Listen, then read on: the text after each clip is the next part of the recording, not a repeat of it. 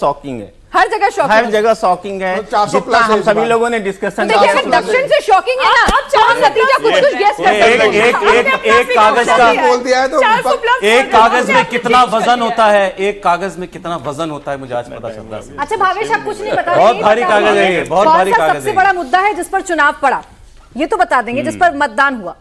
देखिए, ये मैं शुरू से कहता आ रहा हूँ, इस देश में शुरुआत से 3 मुद्दे बहुत अहम रहे और मैंने सौरभ जी को एक बार कहा था फिल्मी लैंग्वेज में, आर राम, राशन, रिजर्वेशन।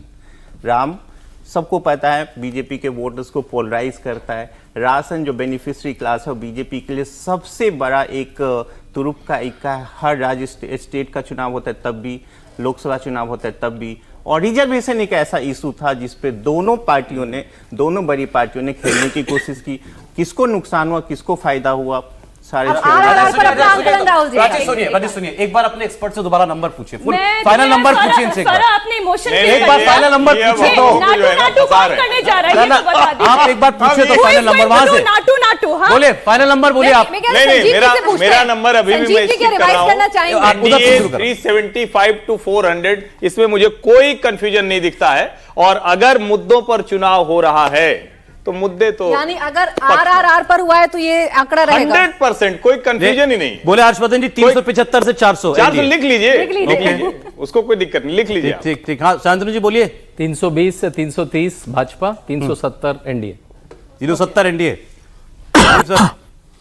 मैं तो मेरे कायम हूं, 272 चुनौती है, 272 के नीचे रहती है या 2-5 ऊपर आती है, मतलब 272 का चैलेंज है। समीर जी बोलिए। मुझे 307 लग रहा है कि भारतीय जनता पार्टी 307 मिनिमम जाएगी, 307 के ऊपर चली जाएगी, 307 मैक्सिमम बन जाएगी। इंडिया को मिला के दूंगा 335 से 340, एनडीए मिला के 335 से 340, याद रखिएगा। हाँ, एनडीए मिला के 370। आपको 10 सेकंड दे रहा हूं, एक सेकंड कर रहे हो सर, मैं आपको 10 सेकंड दे रहा हूं।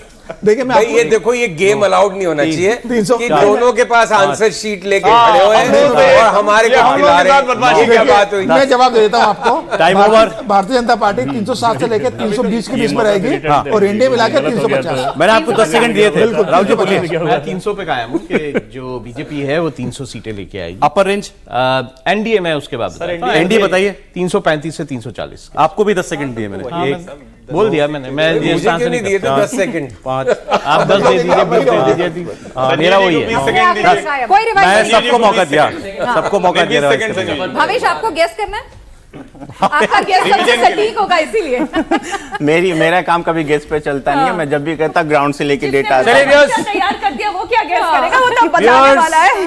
ये रहा भारत का एग्जिट पोल मेरे हाथ में। भारत में सरकार किसकी बनेगी? नरेंद्र मोदी क्या तीसरी बार रिकॉर्ड तोड़ प्रधानमंत्री बनने जा रहे हैं? इंडिया गठबंधन को क्या 250 के ऊपर 272 अपनी सीटें आ रही हैं? कांग्रेस पार्टी 50 के फेर में है या 100 के फेर में है? आपको सारे सवालों के जवाब मिल जाएंगे इस एक पर्चे पर। वो सारे सवालों के जवाब लिखे हुए हैं और इनके पास एक एक सीट का डेटा है। एक चीज मैं आपके सामने अभी बोल के जा रहा हूं, 543 सीट का चुनाव का नतीजा लेकर के हम लोग आपके सामने आए हैं। 300 सीट इस चुनाव की, अभी इस प्रोग्राम में मैं लौट रहा हूं, 300 सीट एग्जैक्ट आपको प्रेडिक्शन देंगे।